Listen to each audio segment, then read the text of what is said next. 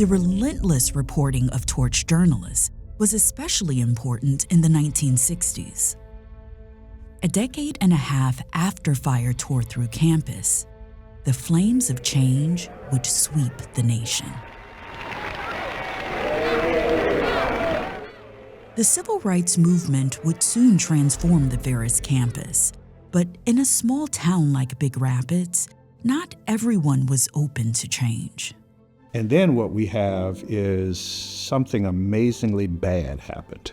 We just got away from that legacy to the point where when you get to the 1960s, you have race riots on campus. There was a schism between the white and the black students, mainly because the students of color came from urban areas and a lot of the other students came from rural areas. So they really hadn't interacted, didn't know much about each other, just what they've been told. During this time, Black Ferris students dealt with overt racism while studying at Ferris. Ku Klux Klan posters were hung in dormitories, along with Confederate flags. The Black student population, including Ron Snead, felt that the administration did little to improve the campus climate. The Black students finally had enough when an article circulated campus titled Bay of Pigs, which criticized Black students and compared them to pigs. We lost our first sight on who we should have been.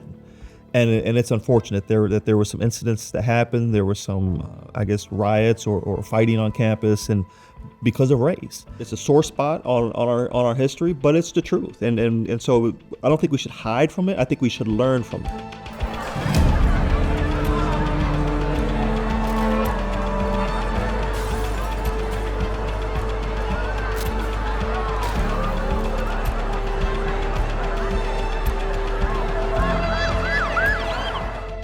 The Bakel dormitory was the center of the violent confrontation.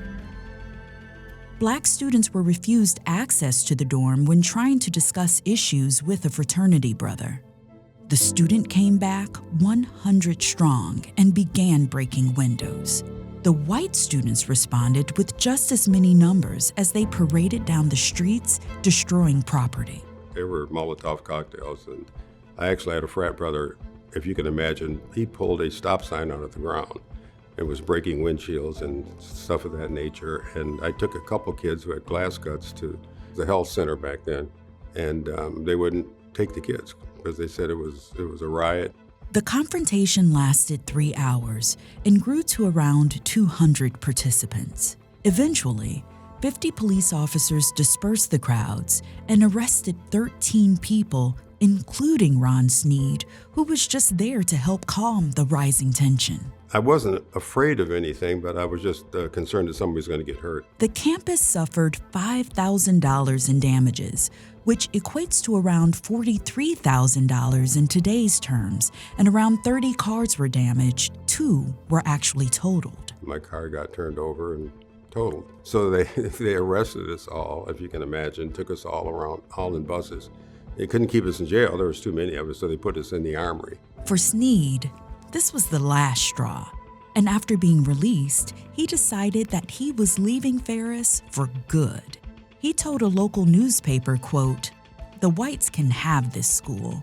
I was exonerated, although I spent the night in jail. I was going to leave. I just was trying to get my degree. So when the police came and I got arrested, President Spatell came down to jail and wanted to know I was there, and I explained to him that I was called to help break it up. President Victor Spathelf wouldn't just let Snead walk away. He believed that Snead could be the one to help bridge the rift. But I just became closer to the university as not just a student, but someone realized the importance of being here.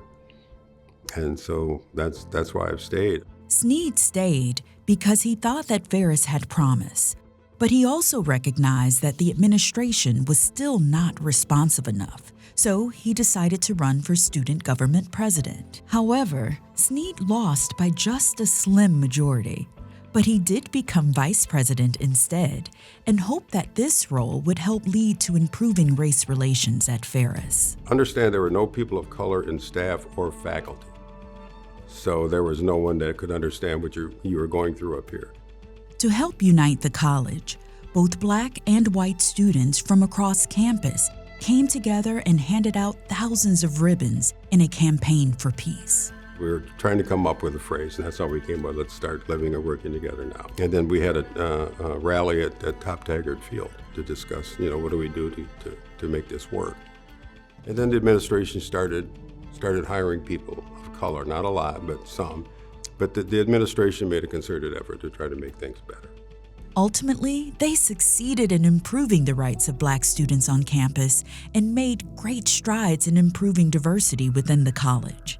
Students, staff, administrators, and community members all work together to bridge this entrenched divide. It offers a reminder that this fight isn't over, and there's always more work to do. History is helpful for us to be educated, for us to be aware, but also for us to make sure we do not repeat some of the mistakes of the past. Today, Ron Sneed is a two-term member of the Ferris Board of Trustees, and he's still actively engaged in many areas of the Ferris community. And he still thinks the future of Ferris is bright. I'm excited about this new generation of students because they're more accepting than the society was when I was a student here. And Ron's commitment to furthering the Ferris legacy continues more than 50 years later as the fourth generation of the Sneed family prepares for graduation. I've always believed I had a place here, and with my grandpa's legacy here, I always knew I had some big shoes to fill, and so when I came here, I warned him, I said, I hope I can do it. He's my hero. I always remember he said he thought about transferring, and I looked at it, I said, our entire family heritage would have been different if you would have left this place, and I'm thankful he didn't.